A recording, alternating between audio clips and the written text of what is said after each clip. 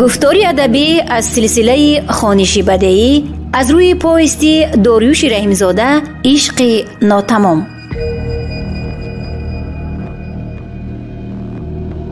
قسم 24.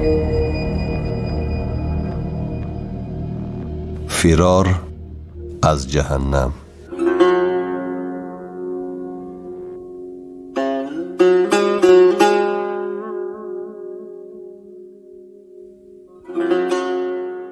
الکی من چند بلا را با چشم خود دیده به تقدیر تن داده بودم. اکنون زندگی را در کجای باشد برای خود همچون میدانی مبارزه تصور می کردم. در همین اندیشه بودم از جا جستم. خرامان هم به خواطری چی شده است؟ کی می آید گفته سؤال کرد. این وقت آواز خسته کسلی ماننده همشهر ها همشهر شنیده شد. این صدا مرا از خواطری دنبال گرفته رها کرد، زیرا آن آواز محزونی چی راسی محتاج بود. لبی گفته پاسخ دادم. واقعا هم این مهمانانی ناگهانی محتاج و علم بودند. سلام و علیک کردیم. علم مرا به آغوش گرفت. من آنها را به درون کپه دعوت کردم. هر دویشان هم سخت خاطر پریشان می نمودند. تکلیف یک پیاله چای نوشیدنی مرا محتاج رد کرد و یک آه چقور کشیده اظهار داشت. حاضر دیگر وقتی ششتن نیست. نوکری وفاداری والی تخار ظلمه قماندان 3 روز باز گم شده است. همه دیه در کافت و کاوی این شور پشت غارتگر. دوست یک جا گمان 1000 جا می گویند. یکی در بازار گفته است که ظلمه اسب بسیار قیمتی یک مسافری به دولت تاجیک را مجبورن به پول کشیده گرفته است. صاحب مال قصد گرفتنی شده او را با فریب سمت غار ماران، موضعی که با خزنده های زهراگین خود معلوم و مشهور است برده است و هوشش را به گپ گرفته در لب جری با 2-3 کسی کرایه کرده ناگهان به آن غار وهمانگیز تیله داده نابود کرده است و اسبش را باز پس گردانیده است. اینها آوازند. در اصل مرده و زنده ظلمه قماندان را تا حال کسی ندیده است. برای چی همه او را میکابند؟ مگر در کلدیش مردم کار دیگر ندارند؟ پرسیدم از محتاج. او قماندانی معروف است. بسیار دولت و سولتی از روی قتل و غارت آدمان بیچاره جمع کرده 4 زن 20-25 فرزند دارد. نمیدانم برای چی باشد مجاهدین و غازیان کشور شما بخارا هم با او بسیار داد و گرفت و رفت آمد دارند. قسمت از مردمی که او را جستجو می کنند واقعا فرزندار و خویش و تبار خود ظلمه می باشند. دویم که مردمی از او جبر دیده تشنه آن نفسی آزادند تا انیق فهمند که ظلمه در حقیقت مرده است یا نه. انیق که شما هم از روی هوا و هوس ترک یار و دیار نکردید، جبر دیدید. به جان شما هم تهدید کردگیند که به این حال افتادید. کسی را که خداوند عقل سالم داده است خانمانش را پرتافته خود را آواره 100 مرغ نمی کند. مردم افغان زحمتکش و بیچاره در وطن خود مثل من و شما غریبند. آنها را انا همین ظلمه ها به داد آوردند، وگرنه همه ما و شما یک آدمیم، بنده خاکیم. محتاج نقل میکرد همزمان اعمال قتل و غارت و زیناکاری و بچه بازی های باسمچی ها مردم را از راه شریعت و طریقت به خانمان کردن قربانبایی های شکنا و خوالینگ و کلاب در مثال اکی براتری و هم قشلاقی های خودم همچون نوار از پیش نظرم می گذشتند و یک لحظه من به درد و علم خود اندرمان گشتم. سیوم سخنش را ادامه داده گفت هم صحبتی سرسختی من. از پگاه پلیس های والی از تخار آمده برای کافت و کاوی گناهکار اقدام می کردند. واقعا من چنین گپ‌ها را قسما شنیده بودم، اما چند لحظه پیش به علم اشاره کرده این از بازار دویده آمده دوامی آوازه ها را گفت. ما هر دو خواطیر شدیم، هیچ کس نمی داند این کارا کی کرده است. لیکن این گرگان عادتی دارند که در همه کار مهاجران و غریب ماندگان را گناهکار می حسابند. حالا بین از این شب یا حداقل از پگاه سر کرده یک تمام تاجیکان مهاجر را برده استنتاق کردن می گیرند. ذره شبهه پیدا کنند، خمیر را گردرچه کرده در سرشان می مانند و از دیگ روغن داغ را به سر آدم زنده می ریزند. گناهکار نباشی هم همه گونه جنایت را به گردن می گیری. در این 2 روز آخر مناسبت یسولان هم به تاجیکان غریب و بیچاره باز هم بدتر شده است. خوردگیری می کنند. آنها را بهوده و بیهوده تگ شلاق و شته می گیرند. آخر ما و تو تاجیک هستیم. یک شب تو مهمانی ما شده باشی هم نان تو را خوردیم. تو یاردم کرده که از گرسنگی کودکان من نمیرند. راستی به عوض همه این خود را موظف دانستم که آمده تو را از بلاهای پیش آمد خبر کنم. باقی تو میدانی. خلاصه کرد سخنش را محتاج.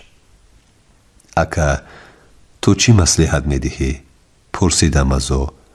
عرب ها گفتند الفرار من حرب فیهن ظفرون، یعنی سری وقت از میدان جنگ گریختن هم ظفر است. ما مردم مسلمان اکثرا بی سواد و جاهل هستیم. با یک شعار دروغ آماده ایم برادر خود را کشیم، ملک را آتش زنیم. من و تو مردم غریب و خدا زده ایم. اگر نه امروز با یگان بهانه حتما فردا آمده ما را غارت می کنند، می کشند، کلبه های ویرانه من را ولنگار می سازند. قومی که در این مملکت از نام شریعت حرف می زنند، نه 5 وقت نماز را ترک و نه حلال را از دزدی و زنا و کشتار و غارت فرق می کنند. انا همین حکمت را هیچ وقت فراموش نکن دادر. خودی حاضر الکه دیر شده ایستاده است. چوپان در شب تاریک هم رهگم نمی زند. اگر خواهی در همین نیمه شب علم تو را راهنمایی می کند. دیه و این منطقه را ترک می کنی و جان به امان می بری. باقی خودت می دانی، گفت محتاج سخنش را با ایثار تشویش جمع بست کرده. بدبختی نوبتی و آخرینی که نام مرا ابداً از روی زمین نابود و تا زنده ماندن دل مادر پرارمانم را در آرزوی فرزندش غرق خون می کند پیشتر هم می فهمیدم. اما عقلم نمی گرفت که این حادثه می تواند همین شب، همین لحظه رخ دهد. به این خاطر صلاح دانستم که به این مرد فقیر هرچی زودتر اقرار بندگی و ایثار چاکری کنم. خوب است اگر در شاهراه بدبختی و بی‌طالعی مصلحت هموطنی پردیده بخت برگشتم را بگیرم. همان زمان قرار قبول کردم. می رویم. عزمم را به خرامان گفتم. او با دلی ناخواهم و بی تفاوت پرسید شرط است که با همین زودی در همین تاریکی همین شب براه برایم. شرط است گفتم با آوازی بلند و عصبانیت. خرامان لب فرو بست. اسب‌ها را آوردم. هر دویش را زین و لجام زدم. کرپه و پلاس فقیرانه و به صفت توشه راه آن چیزی که داشتیم با خود گرفتم. کپه را به حال خود گذاشتم. در روشناییشم حساب کرده در دست محتاج 100 افغانی دادم.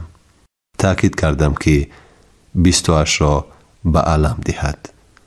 باقی مانده نصیبی او و بچه هایشند.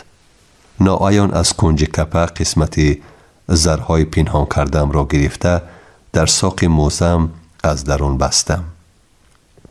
با محتاج ایثار سپاس و خیر و خوش نمودم.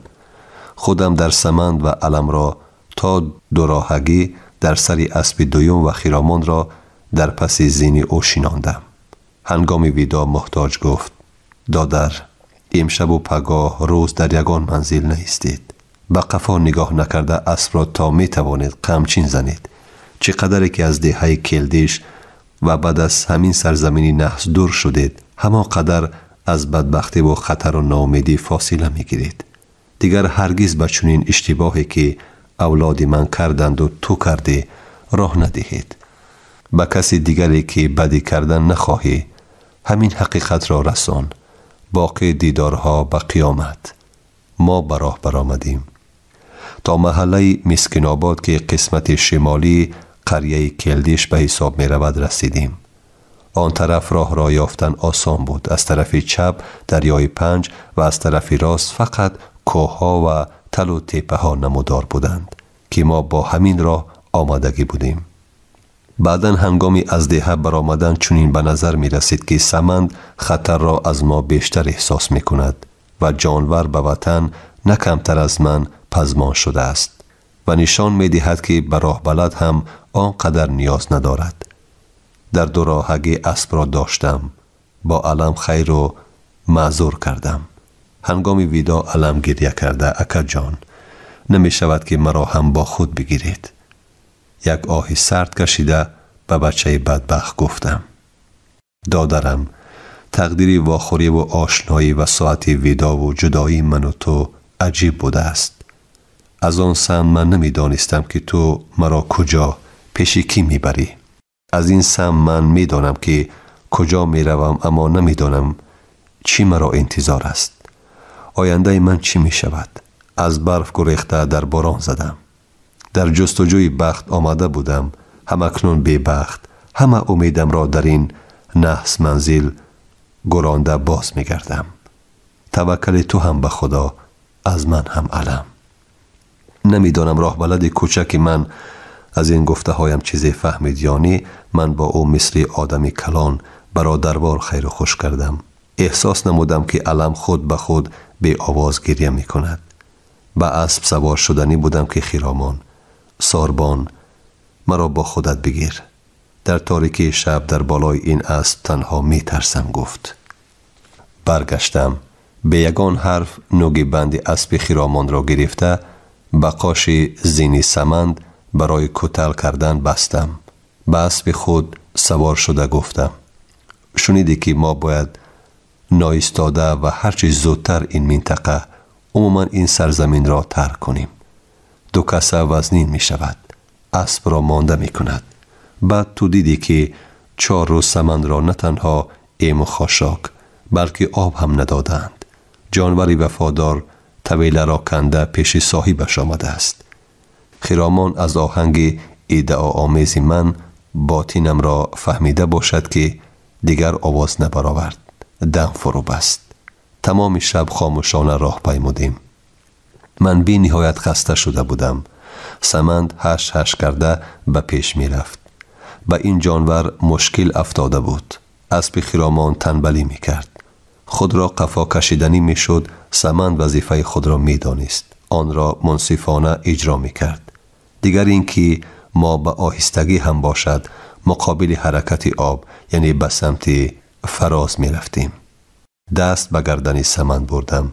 جانور در آب و عرق غوطیدگی بود. روز می شد. شفقت آفتاب پناهی دریای پنج را شعله پاشی می نمود. ما در کمر کوه حرکت می کردیم. هنوز سمت ما سایه بود. کمی ایستادم. قمچینی خود را به خرامان دادم که اسب راند تا مشکلات سمند سبکتر شود. زنک قمچین را با دل ناخواهم گرفت و تمام راه من یک بار هم چو گفتن یا با قمچین زدن اسب را از او احساس نکردم. گویا ما عروس را با دل ناخواهم از خانه مادرش می برآورده باشیم. بعد 2-3 بار گفتنی من هم خرامان واکنش و عکس صدای از خود نشان نداد.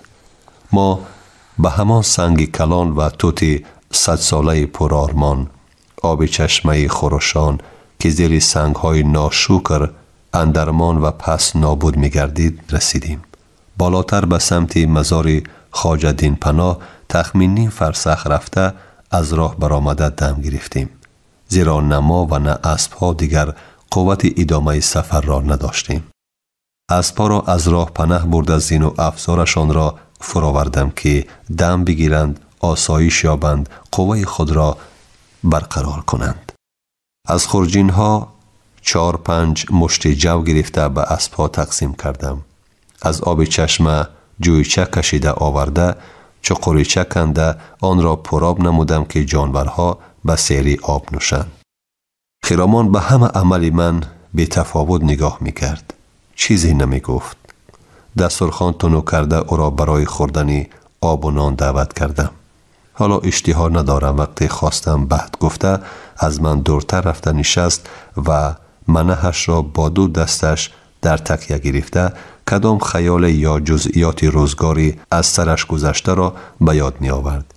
شیرشیری آب، خوانش پرنده ها، تراوت درختان خودروی، زیبایی تل و تپه های سبز، قله های پربرف که از طرز زندگی این مردمی بدبخت جدا و بی تفاوت عرض هستی می کردند به نظر خرامان نمی تافت.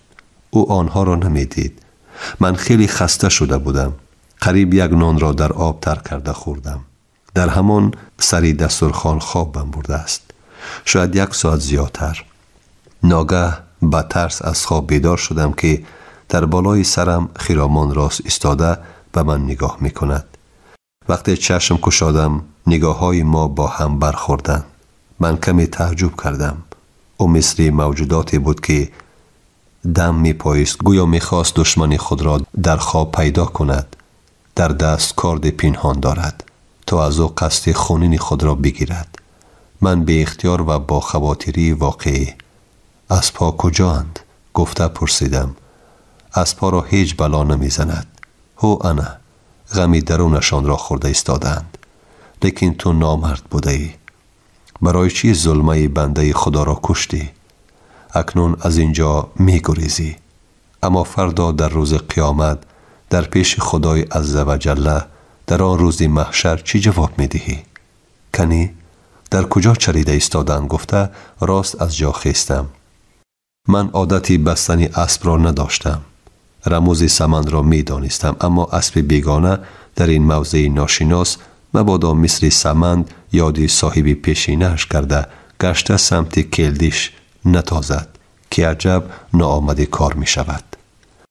اما دیدم که هر دوی اسبها جفتی برابر آرام در جای سیرالف چریده ایستادند. از این جهت به خواطر شدم.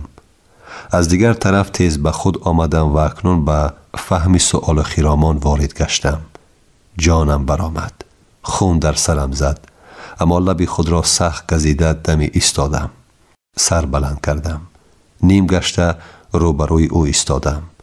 با تمام قدرتی که داشتم غضب ناگهانی خود را فرو بردم و راست به چشمان خرامان نگاه کرده با خنده‌ای درونسوز گفتم. در زمان قدیم عبید زاکانی نام بزرگوار روزگار دیده است و مصلحت داده است. دختر مولا را نگیر که خرکر رضایت. پند گرفته را سزا همین است و با نفرت به آن گل با مار نشسته و شکری با زهر آمیخته این ربایی را خواندم. گل به تاراج برفت و خار بماند، گنج برداشتند و مار بماند. دیده بر تارک سینان دیدن، خوشتر از روی دشمنان دیدن. خود را خوب نصیحت کردم که جوان مرد باشم، چون که یک شرط انسان کامل فرو نشاندن قهر و غضب و سبکساری است. به تندی دست بردن به تیغ، به دندان برد پشت دستی دریغ. خیریت که خرامان به این سخنی خلاصوی من دیگر پاسخ نداد. اما هرچی هم می گفت تصمیم گرفتم طاقت کنم که از واقعیت زندگی چی می آید. من او را از جان و دل دوست می داشتم. راضی بودم برایش جان خود را نثار کنم، اما عاشق کور است. محو جمال او، صورت او گشتم. سیرتش را نآموخته، ندانسته، محض به خاطر رسیدن به او خود را آواره 100 مال کردم. گرچند کسی مادر بیچاره مرا سخت ترسانیده باشد که اهل دهه طیلاشویی و طیلاداری ما را می دانستند و نمی دانستند که وارث خاندان من و بایگری آن در دست من است. با 1 یا 2 مشت زر می توانستم از همه بد و بلا خلاص شوم.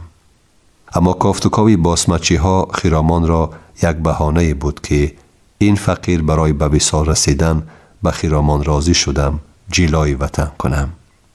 از اصل واقعه، از سبب واقعی از ملک فرار کردن خود را حتی به آچه هم نگفتم. به فکر مادر مشتیپر بنده فقط برای جان خود را از باسمچی و بالشوای خلاص کردن از سرزمین اجدادیم فرار کردم. او پسرم رفت، به هر کجای امن است رفت. در کجایی که باشی برای من سلامتی سری تو ضرور است، جانی تو در کار است. اگر خدا خواسته باشد باز می بینیم، اگر نه اقلاً در دل من تسکین آن است که تو در یک گوشه دنیا زنده و سلامت هستی. دیگر برای من، برای مادرت چیز دیگری لازم نیست گفت. از پا را سرجم آوردم، زین و افزار کردم. اندیشه نمودم که ما در این وقت روز غیر از رفتن به مزار حضرت دین پناه و در آنجا شب را روز کردن علاج دیگر نداریم. از طرف دیگر درباره نابرابری ها، مشکلات و بدبختی که به سرم آمد احتمال قوی تلف شدن و نابود گشتن در آن ایام بود. شب و روز فکر می کردم. اندیشه های مرا فرا می گرفت که شاید نسبت به بزرگواری شهید خواجه دین پناه به احترامی کرده باشم. سری منزلش رفتم و دعا نکردم، دعا نگرفتم. مزار رنجید و او مرا جزا داد. شیطان را در دل خیرامان جا کرد و به باغ محبت ما فصل خزان رسید و عشق ما ناتمام ماند. با همین اندیشه ها ما باز به راه در آمدیم. با خستگی و نزدیکی گاوگم به قرارگاه سنگین پیری خانقاه رسیدیم. شما گفتار ادبی را از سلسله خوانش بدیعی از روی پویست داریوش رحیمزاده عشق ناتمام در قرائت دلشاد الصمد شنیدید. کارگردان خیرالله فتح‌الله، محرر عابدجان سیدزاده. انجام قسم 24.